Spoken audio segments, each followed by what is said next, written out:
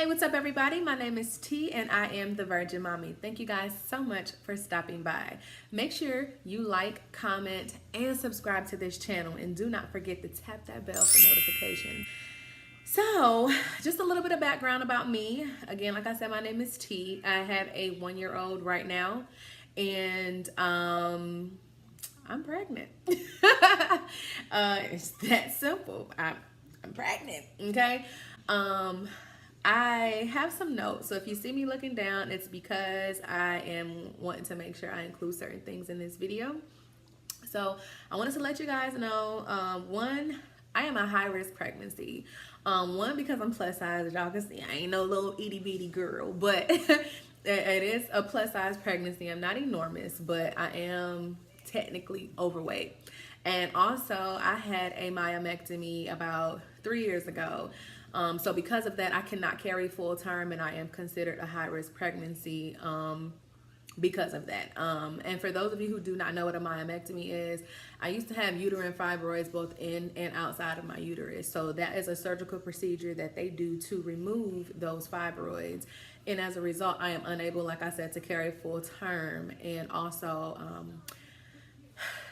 they just monitor you a little bit more to make sure you don't have like a uterine rupture or things of that sort.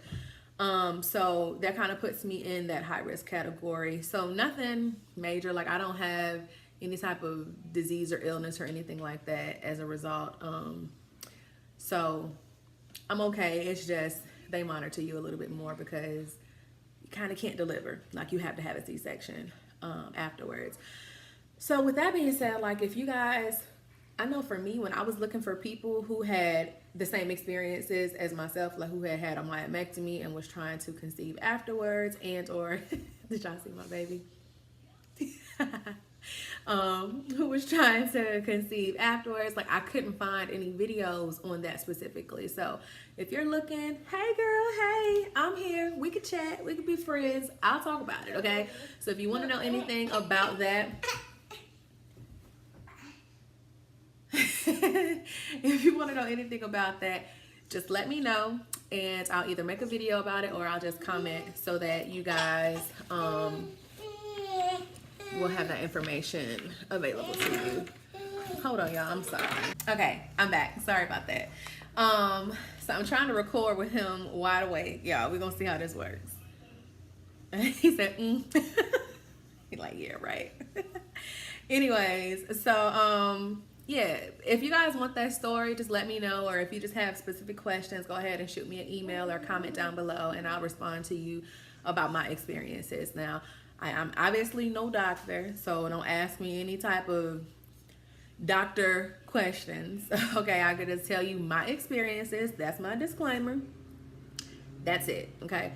I can tell you how it worked for me, how, you know, anything you want to know, basically.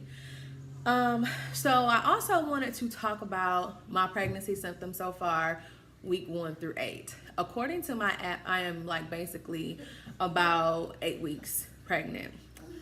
I'm not really sure how far along I am, simply because for some reason I didn't document the date in February. I don't know if that's because I did not have a period in February or if I just forgot to write it down.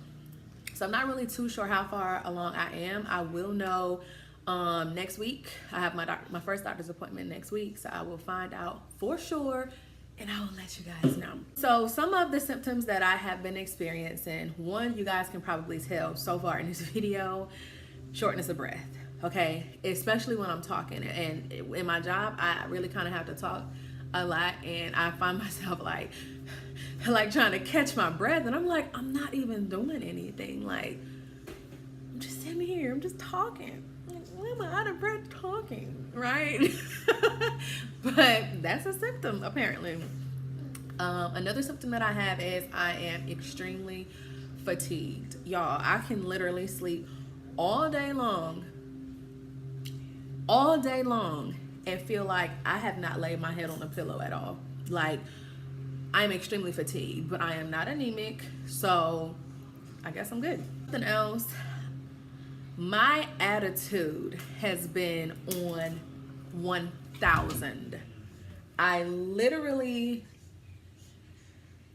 have not been holding my tongue lately. if it comes up, it's coming out. Like, I don't care who you are. I don't care what the situation is. I don't know if it's a tolerance level. I don't know if it's hormones. I don't know exactly what it is. But all I know is my attitude is really crazy right now. And that's totally different from my last pregnancy. I think my last pregnancy, I was just extremely emotional and that was it. But that's another symptom that I'm having with this pregnancy. I'm very emotional. Over the years, I've kind of gotten softer anyways. People used to say like, oh, T don't play, such and such, blah, blah, blah. But I had calmed down a lot. Like, I really just, for the most part, was always chill, you know, but I would get very emotional just depending on the situation, of course. And, you know, I don't know, it's like I couldn't control my emotions. Not like on no crazy stuff, but more so like I would cry. Like, people would really be hurting my feelings. And I'm like, and I got soft over the years. I can't deal. I cannot deal. But that is one symptom. I am really emotional. Increased appetite. This kind of picked up this week, which I would say is week 8 if we're tracking correctly. I wake up starving as if I didn't even eat dinner. I don't know what it is, but I have to have breakfast, and I am not. What is that? Thank you. Thank you. Nothing. Here. You can play with that.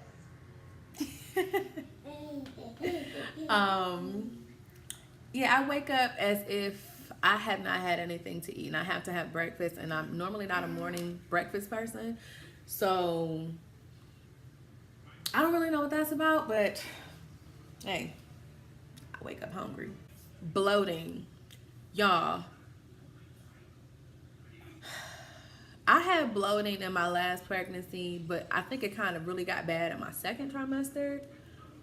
I've been bloated, honestly, since before I even found out I was pregnant. I didn't know that's why I was bloated, but bloated,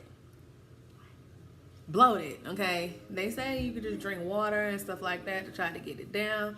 Listen, ain't nothing helping, y'all. I'm just bloated. I just guess I just got to deal with it, right? This is one I kind of don't want to talk about, but hey, it's a pregnancy symptom, right? We are women. Constipation. Y'all, drink your water. I bought some apples. Listen, that constipation is no joke, okay?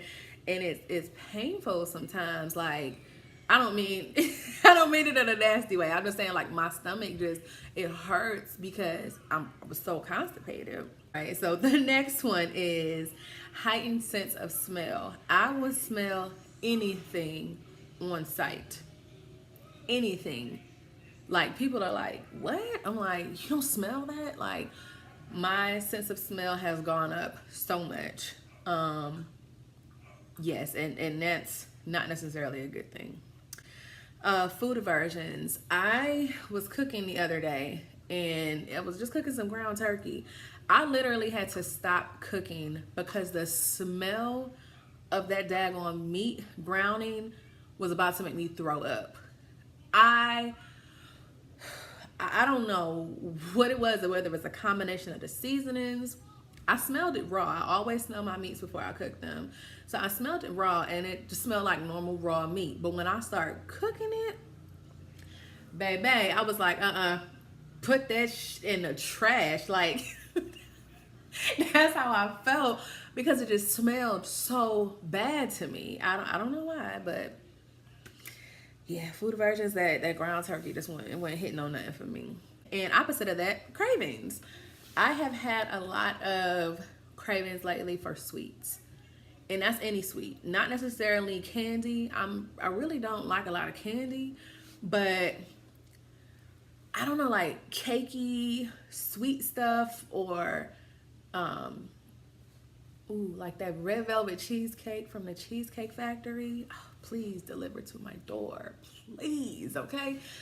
I'm actually glad that they don't, because I probably would have ordered a few of them by now. But yeah, like anything sweet, you know, and I try to offset that by buying fruit. So I have replaced a lot of my sweet cravings for like apples, raspberries, blueberries, strawberries, we coming up on watermelon season, so cherries, things like that. I'm gonna try to just have more fruit around, but also just make sure I watch my intake, because just because it's fruit does not mean it's healthy when you eat it in bulk like that, of course. So I'm just gonna try to control that sugar intake. And it's funny because that's total opposite from what my son, when I was pregnant with my son.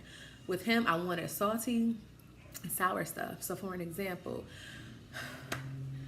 I'm sorry, y'all, I had to catch up. I had to catch my breath. Like, this is what I mean.